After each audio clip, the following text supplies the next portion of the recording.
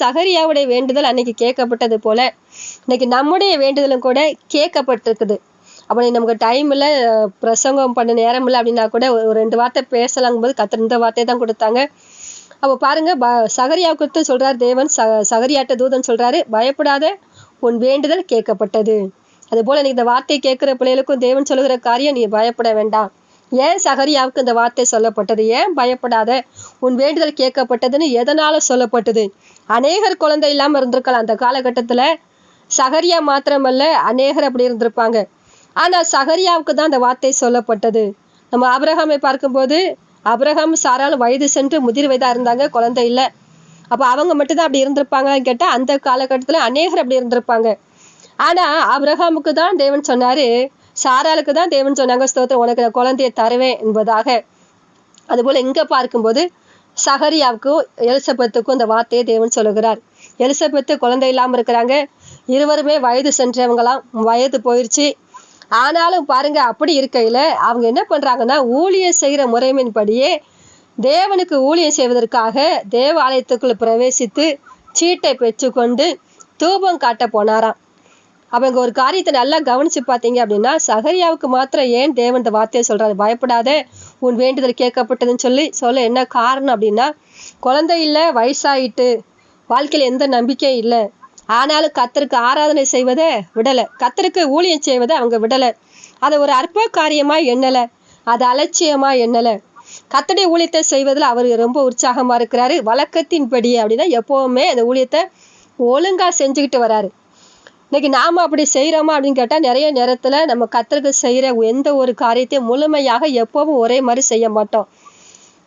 ஆனா கஷ்டத்தின் மத்தியிலும், கண்ணீரின் மத்தியிலும், குறைவுகள் மத்தியிலும் நம்ம ஜெபிக்கிற நேரத்தை குறைக்காம, நம்ம எப்படி ஜெபிக்கிறோமோ அதே போல ஜெபித்து, எப்போ நம்ம எப்படி வேத வாசிக்கிறோமோ அது போல வேத வாசித்துட்டு, எப்பவும் தேவன்கிட்ட எப்படி அன்பு கூறுகிறோமோ அது போல அன்பு கூர்ந்து அந்த ஊழியங்களை நம்ம செய்து, ஊழியம் செய்யட்டா கூட நம்மளால முடிஞ்சாலும் மற்றவங்களாம் ஜெபிப்போம். சில நேரங்களை பார்க்குறவங்ககிட்ட சுவிசேஷம் அறிவிப்போம். எந்த ஒரு காரியமோ கொஞ்சத்துல உண்மையா இருக்கிறவனை அநேகத்தின் மேல் அதிகாரி வைப்பேன்னு சொன்னது போல, அப்போ என்ன, ஏதாவது ஒரு காரியத்தை நம்ம கர்த்தருக்காக உண்மையா செஞ்சுட்டோம், தளர்ந்து போகல, கர்த்தர் ஆசீர்வாதத்தை தரல, ஆகவே நான் ஜெபிக்க மாட்டேன், கர்த்தர் இன்னைக்கு ஆசீர்வாதத்தை தரல, ஆகவே நீ சர்ச்சுக்கு போக மாட்டேன், கர்த்தர் ஆசீர்வாதம் தரல, ஆகவே இனி கிறிஸ்தவ வாழ்க்கையை வேண்டாம், இப்படியெல்லாம் நம்ம நினைக்காதபடிக்கு தொடர்ந்து நம்ம தேவனை தேடும் போது, தேவன்கிட்ட அன்பு கூறும்போது, அவருக்கு செய்ய வேண்டிய கடமை நம்ம சரியா செய்யும் போது, பரிசுத்த வாழ்க்கையில உறுதியா இருக்கும்போது, கர்த்தர் நமக்கு ஒரு காரியத்தை சொல்லுங்க, நீ பயப்பட வேண்டாம், உன் வேண்டுதல் கேட்கப்பட்டது. எல்லாருடைய வேண்டுதலும் கேட்கப்படாது. நம்ம நினைப்போம் சில நேரங்கள் எல்லாரும் வேண்டுதலும் கேட்கப்பட்டுரும்,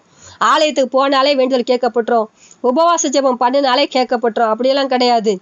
கர்த்தர் ஒவ்வொருடைய மனுஷன் முகத்தை பார்க்கிறான், கர்த்தர் இருதயத்தை பார்க்கிறார். எந்த மனுஷன் முழு இருதயத்தோடு இந்த காரியத்தை செய்கிறான், எந்த மனுஷன் இஷ்டம் இல்லாம கடமைக்கு செய்கிறான், இதெல்லாம் கர்த்தர் காண்கிறவர்.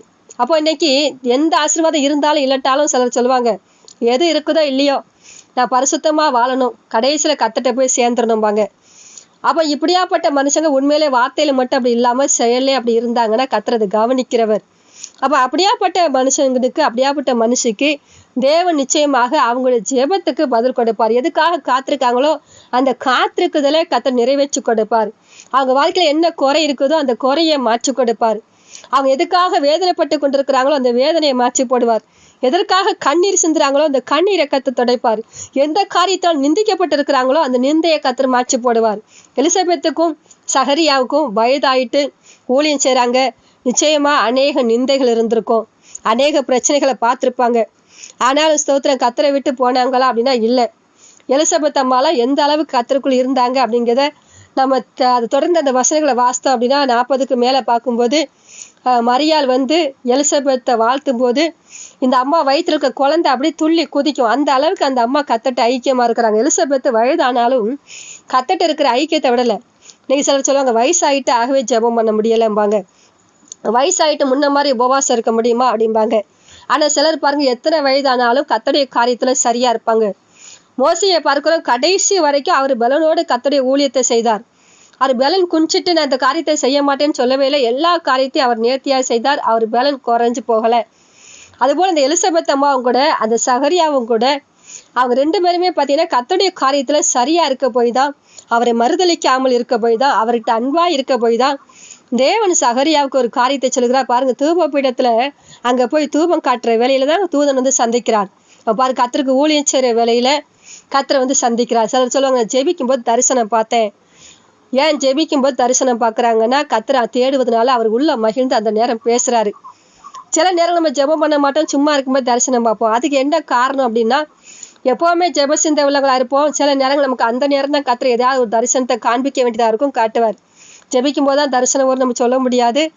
கர்த்தர் மேல ஐக்கியமா இருக்கிறோம், எப்போனாலும் தரிசனம் வரலாம். அது அப்பதான் சொல்ல முடியாது, எந்த வேலையினாலும் வரலாம். கடந்த நாள்ல பார்த்தீங்கன்னா ஒரு ஸ்தோத்திரம், கர்த்தர் மகிமை உண்டாகட்டும்.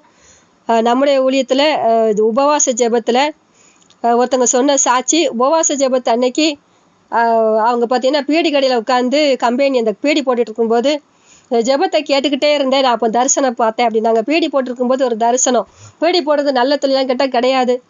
ஆனா கர்த்தர் அங்கேயும் பேசுற காரணம் என்ன, அவங்க குடும்ப நிலைமை. அது கர்த்தர் மனுஷன் முகத்தை பார்க்கிறான், கர்த்தரோ இருதயத்தை பார்க்கிறார். இப்போ குடும்ப சூழ்நிலை அப்படி இருக்குது, ஜெபத்தை கேட்க முடியாது. அவங்களாம் RSSல தீவிரமா இருக்க குடும்பம்.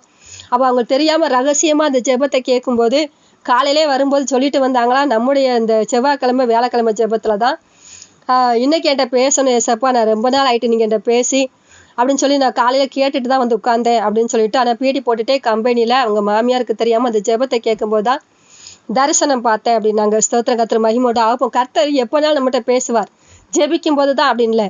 ஆனா யாருக்கிட்ட அப்படி பேசுவார் அப்படின்னு பார்த்தீங்கன்னா, தேவனுடைய காரியத்துல உண்மையா இருக்கிற பிள்ளைகிட்ட. ரொம்ப உனக்கு கொஞ்சம் பலன் இருந்தும் என் நாமத்தை மறுதலியாமல் இருக்கிறது நிமித்தம் அப்படின்னு வேதத்துல சொல்லப்பட்டிருக்குது. கொஞ்சம் தான் பலன் இருக்கும், ரொம்பலாம் செஞ்சுக்கிட மாட்டோம். ஆனாலும் கர்த்தரை விட்டு போக மாட்டோம். அதிக நேரம் ஜெபிக்க முடியாது, கொஞ்சம் தான் ஜெபம் பண்ணுவோம். ஆனா முயற்சி பண்ணுவோம், நான் ரொம்ப நேரம் ஜெபம் பண்ணலாம், இன்னும் கொஞ்சம் நிறைய காத்திருக்கலாம், நிறைய உபவாசம் முயற்சி பண்ணுவோம். ஆனா பலன் இருக்காது.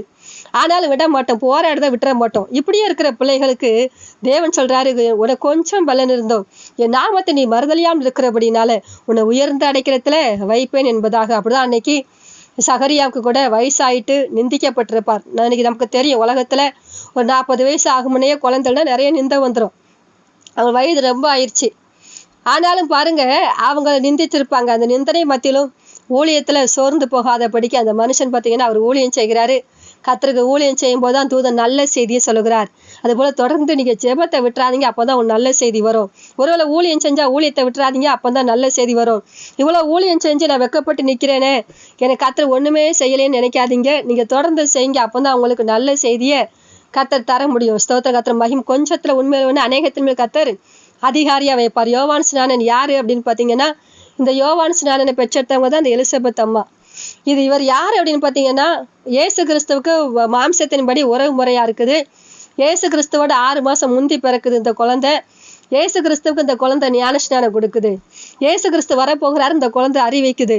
அவன் பாருங்க எவ்வளவு அழகான ஒரு குழந்தைய கர்த்தர் கொடுத்தாரு. ரொம்ப லேட்டா பெற்றுக்கொண்டாலும் அழகான குழந்தை. அது போல ரொம்ப லேட்டா சில ஆசீர்வாதத்தை பெற்றுக்கொள்றமேனு சோர்ந்து போகாதீங்க. யாருக்கும் கொடுக்காத கிருபையாக கர்த்தர் விசேஷித்த கிருபை தருவார்.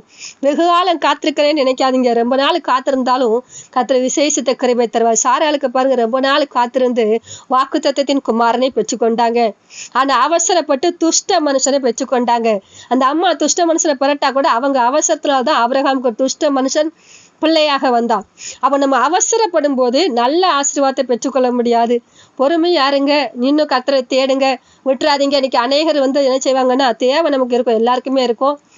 தேவை சந்திக்கப்பட எல்லாருமே கண்ணீர் சிந்தும், அது ஏற்கதான். ஆனா அநேகர் என்ன செய்வாங்கன்னா, கர்த்தரை மறுதளிச்சிருவாங்க. நான் அவரை தேடி என்ன வந்துச்சும்பாங்க.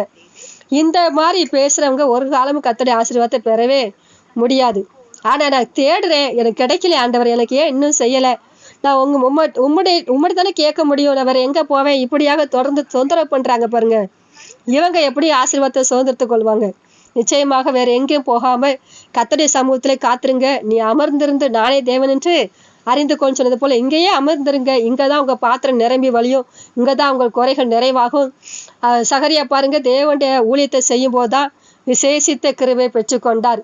மரியாள் வாழ்த்தும் போது, இயேசு கிறிஸ்துவின் தாயாகிய மரியாள் வாழ்த்தும் போது அந்த குழந்தை அப்படி துள்ளி குதிக்குது. அந்த அளவுக்கு அந்த அம்மாவும் அபிஷேகத்துல இருக்கிறாங்க.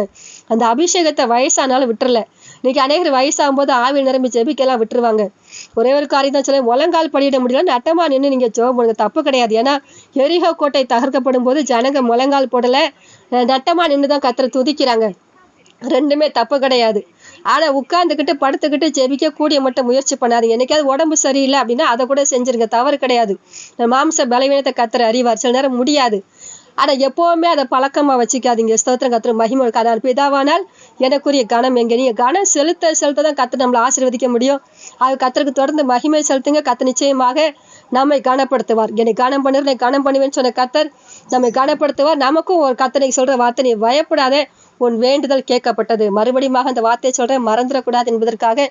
நீங்க என்ன வார்த்தையை கத்துட்டு இருந்து பெற்றுக்கொண்டீங்க அப்படின்னா, பயப்பட வேண்டாம், உங்கள் வேண்டுதல் கேட்கப்பட்டது. தொடர்ந்து உங்களுடைய காரியத்துல உண்மையாருங்க, தொடர்ந்து கத்தட்ட அன்பாயிருங்க. செஞ்சாலும் செய்யட்டாலும் இவர் என் தெய்வம் என்று சொல்லி, ஆனா செய்வார், செய்ய மாட்டார்னு முடிவு பண்ணிடாதீங்க, செய்வார். ஸ்தோத்திர, கர்த்தர் மகிமை உண்டாகட்டும். கேட்ட வார்த்தைக்காக நன்றி சொல்லி ஜெபிக்கிறேன்.